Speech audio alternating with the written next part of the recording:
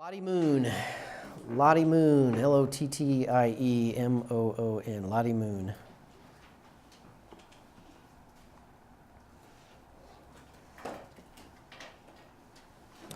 Lover of the women and children of China. Lover of the women and children of China. Getting the copies made, but that's what Lottie looked like.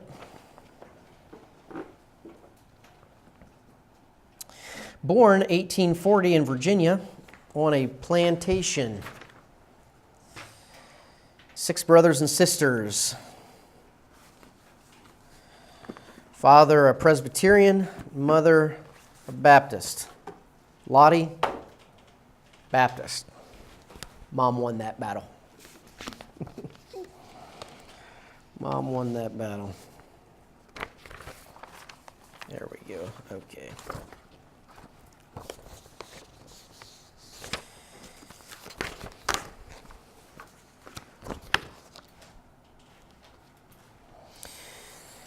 Lottie's mom started gathering people together in her church, in her home. And soon, 10 miles from their house, a Baptist church was started. And it wasn't long after that that Lottie's dad also joined in and became a Baptist. At the age of 12, Lottie's dad died. That was a sad blow to her, tragic blow. This put her mom as the head of the family and the owner and manager of the plantation. And Lottie, then at the age of 13, gets sent off to a girls' boarding school called Virginia Female Seminary. And this is the age of 14. I believe today it's called the Hollins Institute. There she studied Latin, French, math, science. She excelled in the language studies, French, Latin, and English. And she was there for 3 years.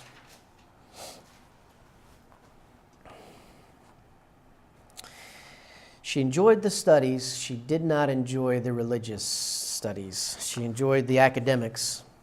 She didn't enjoy the religious. Until she read a book later on, even after she's out of the institute. But the book that she read that impressed her life immensely, you don't want to miss this: The Lives of the Three Mrs. Judsons.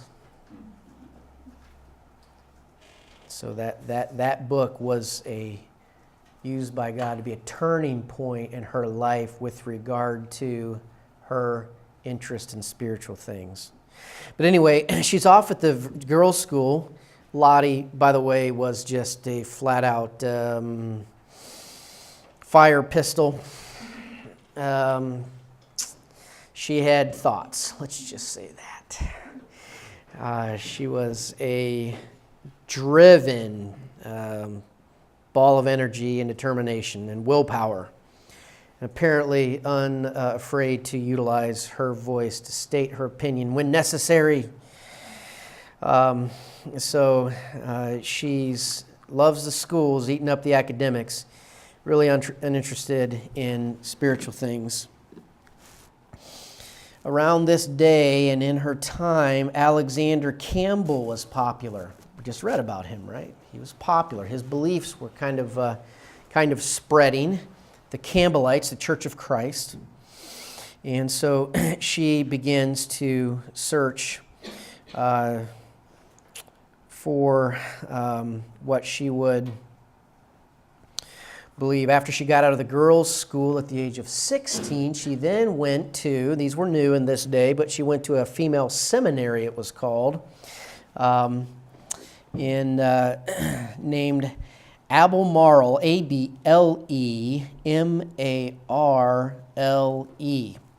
Albemarle, Ablemarle, Female Institute in Charlottesville, Virginia. Has anybody ever been to Charlottesville, Virginia?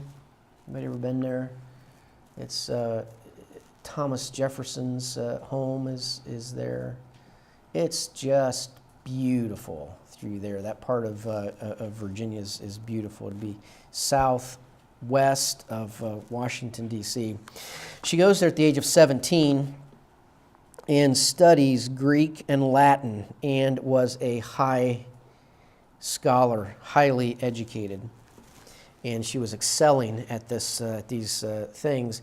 But her friends began to notice that her spirituality was not good, and some of her classmates began to pray for her. And they told her about a revival meeting at a church in Charlottesville, First Baptist Church, pastored by a guy named John Broadus. Men, when you're studying about writing sermons and how to prepare sermons, for many decades, the textbook used in Baptist colleges and universities was The Preparation and Delivery of Sermons by John Broadus. Kind of a standard textbook that would have been used. He's a Southern Baptist preacher, but well known for his sermons and for the textbook that he wrote for preparing sermons.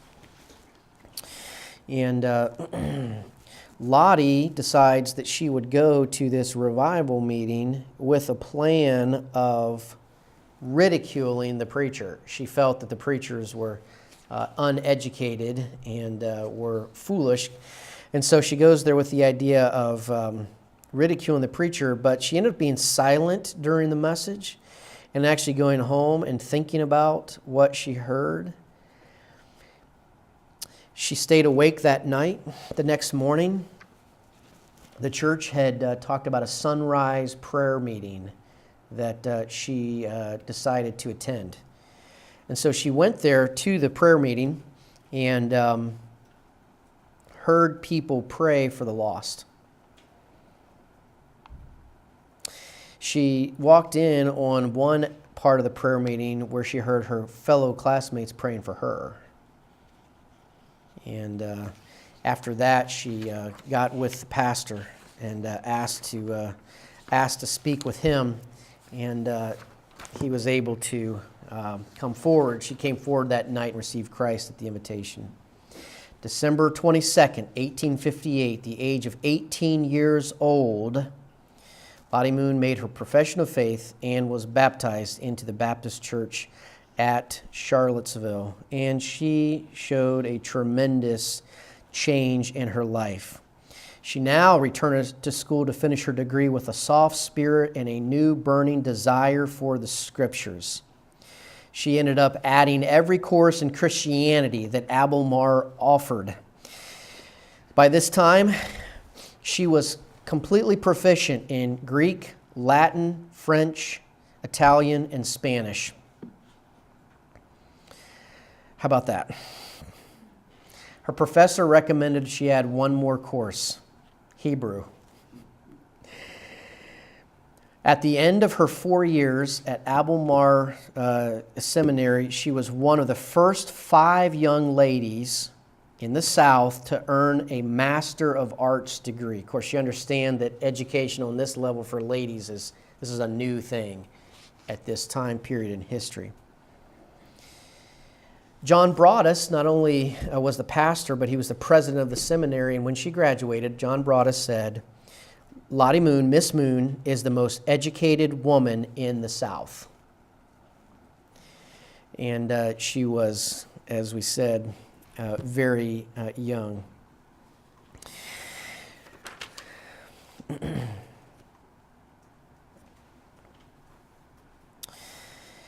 After this, Lottie wanted to, by the way, my notes here I'm going back and forth between mine and an excellent research paper that one of the students from this class did in the last year or two. And so I always appreciate the diligence in the research papers. Well-researched, well-written, understandable, not too many typing errors. That will be your goal for yours. All right, so you know you've done good if you become a part of the curriculum. So I think I'm going to do next year is I'll have a booth at the preaching conference. And I'll say, students, research papers, Baptist history, excellent work, $1 per research paper. And let's see what traction we get. What do you think? Anybody want to sign up for that? They're not due till after preaching conference. Whew, there we go. That's the way out. She wanted to teach. She liked to teach. The Civil War ended, and she accepted an offer to teach at the Danville Female Academy in Kentucky. And after 2 years, she gets a better position, the chair of history, grammar, rhetoric, and literature. This is in 1870. And so she's read this book, though, about the three Mrs. Judsons, and she can't get away from that. Her testimony was that she kept getting convicted about the lives of the Judsons that she read.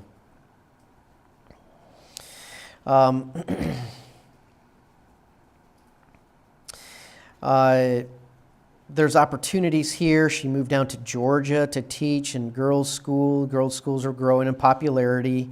And a couple years, she took a girls' school when she got there with a student body of 7. And after 2 years, with her energy and credentials, the girls' school enrolled over 100 people. That's a big increase, in case you weren't sure. 7 to 100, that's good. That's not bad. That's good. That's an increase. Taught the girls there. She began to pray about serving the Lord. And one of her sisters, whose name was Edmonia, while Lottie was away in Georgia teaching, she gets word from Edmonia that she was going to China as a missionary. And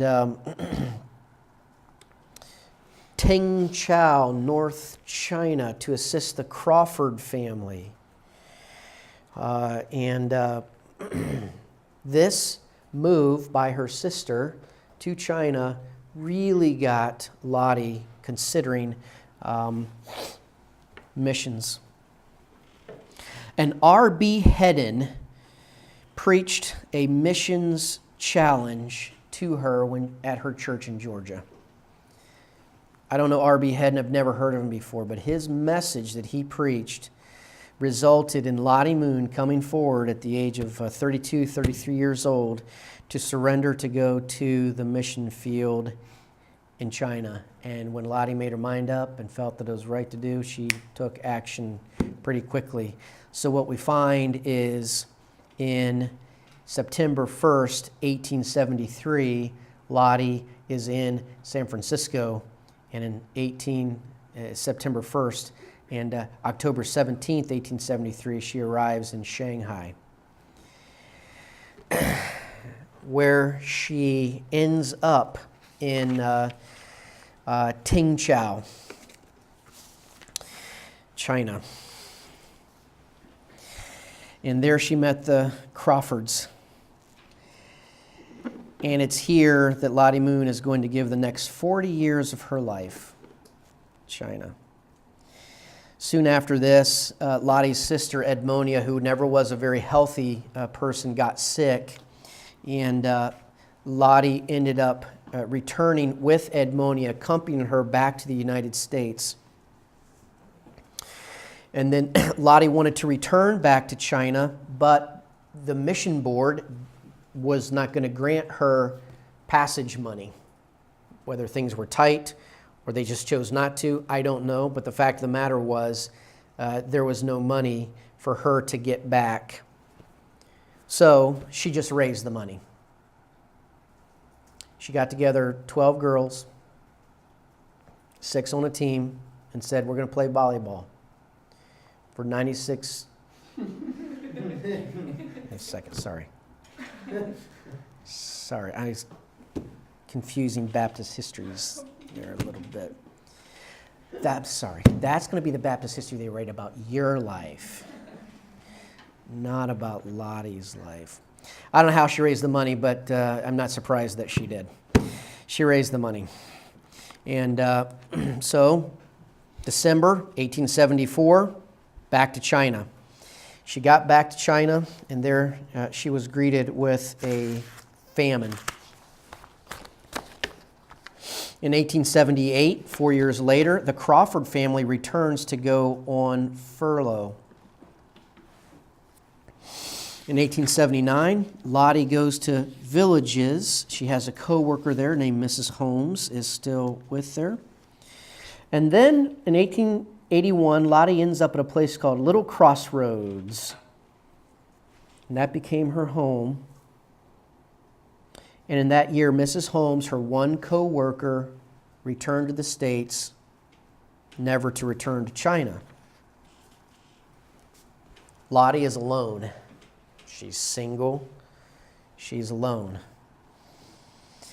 For a year, when reinforcements arrived, 2 couples came in 1882. And within a very short time, both of the wives of the 2 men that came over passed away. So her fellowship and friendship with these wives was short-lived. She just really got burdened for the women and the children in the secluded villages. And so because of her physical fortitude and determination and figuring out how to get things done, she began to work these villages. She would go, she would teach them how to sing hymns. She would do catechisms with them. And again, don't let the Catholics steal that word catechism. Catechism is a question and answer method of teaching. The teacher asks the question, the students give the answer back, and that's done repetitiously. So the questions about the Bible are asked and then answered, asked and then answered. And she passed out many, many gospel tracts. Men saw Lottie, and they didn't take to her too well. They called her the devil's old woman. She wasn't even 5 feet tall. They called her the devil's old woman, but the women loved her. The women loved her. She'd spent time teaching women in the girls' institutes when she was in the States, and so the women loved her. She had a cookie recipe, and one of her favorite things to do was to bake cookies. And when she would travel to the villages and to the places where the women and children would gather together to take the cookies for the children, she'd make a good bus captain. She worked these villages for several years. 1886, she returns to Tingchow and pled by letter back to the States for recruits. One of her letters, an excerpt from it, March 1887, her letter back to the mission board was this: "Where are the 100 missionaries we need?" And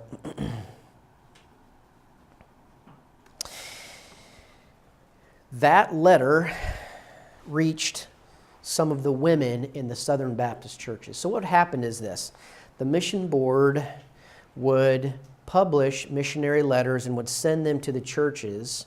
And those churches then at different times would read different letters from the various missionaries that their general missions fund was going to support. Missions money from the church going to the board supports the missionaries write the board sends the communication back to the churches. Some of the Southern Baptist women read this letter from Lottie Moon: "Where are the 100 missionaries that we need?"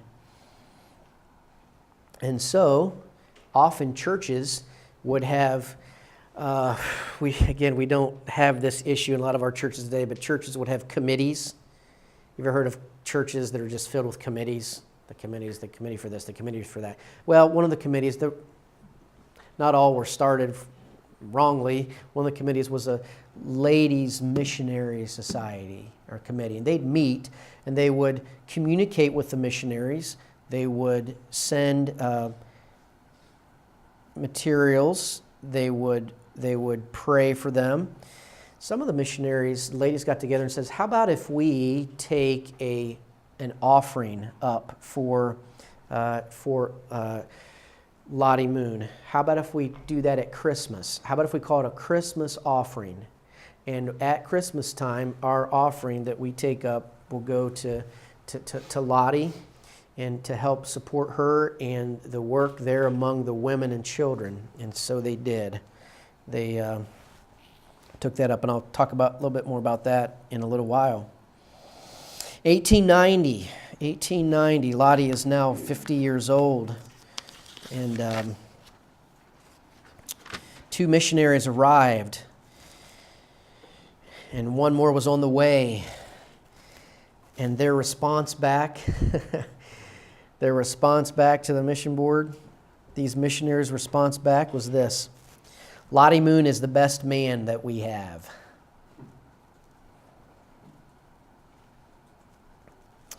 1891, she got a brief furlough.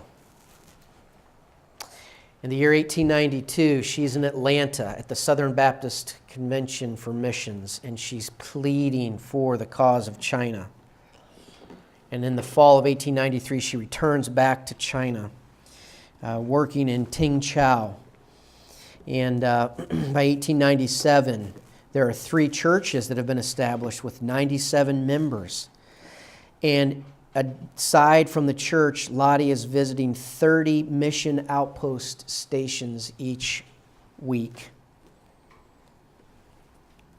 However, in 1899, her letters indicate her pleading and stating that the missions force in China was lower than ever.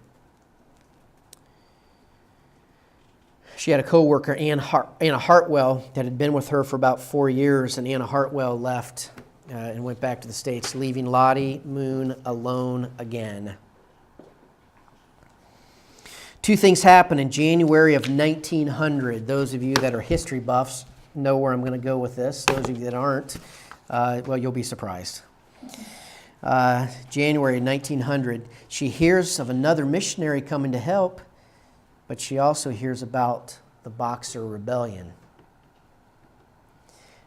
There's a play that was videoed and put out by ACE probably 20, 25 years ago. I actually have it on VHS. It's long. And I don't even know what aspect of ACE did it, but they did a play on the life of Lottie Moon. And it's kind of just on one stage. It's not anything high-tech, but they talk about the Boxer Rebellion in there and what tremendous fear and fright that was to the missionaries when that took place. All the missionaries in 1900 had to flee to Japan. Lottie was now 60 years old. And they were there for 10 months during this uprising, which many were killed. And then after this 10 months, Lottie returns back to Tingchao and hears about all the atrocities that the Chinese Christians were subject to.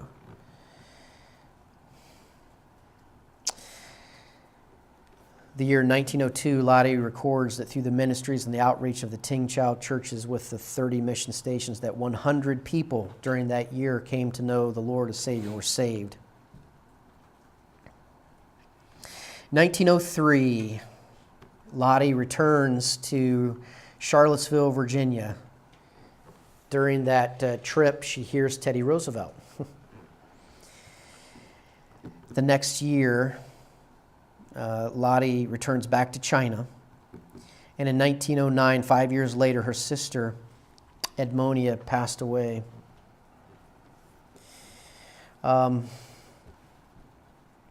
She turned 70.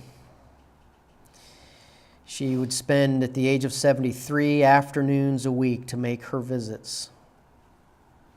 1911, age of 71, The Chinese War takes place again, Revolutionary War. 1912, another famine. She's 72 years old. Hundreds of thousands are starved to death. Added to that is the smallpox epidemic.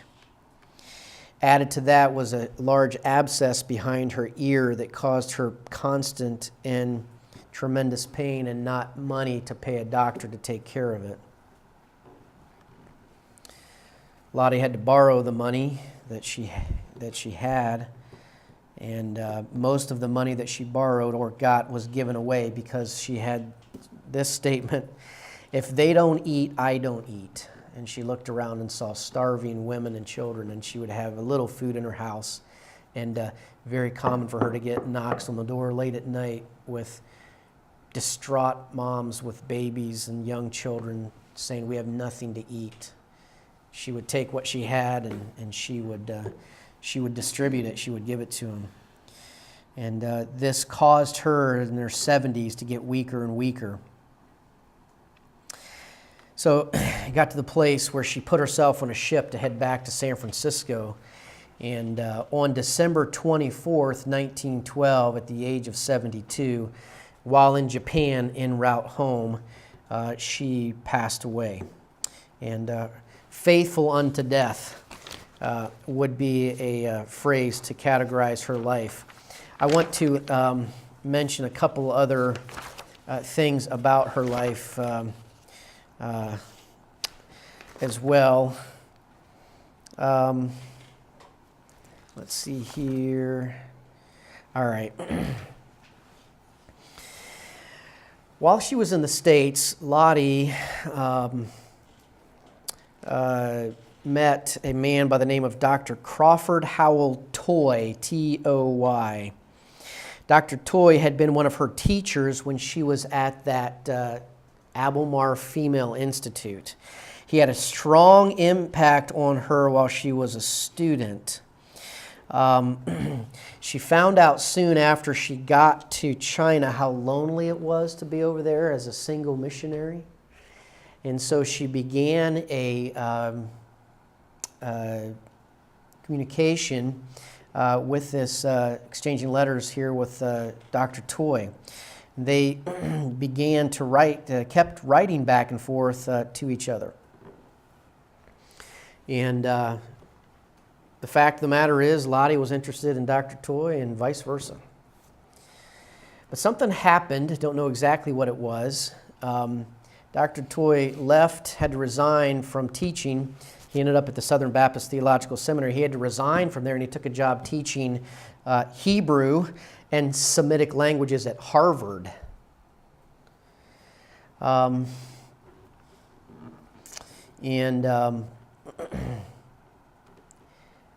That is a big step away doctrinally to go to Harvard at this time. Yet Lottie had come to the place where she felt that Dr. Toy was God's will for her life. And so she actually wrote a letter that said, I'm soon going to be leaving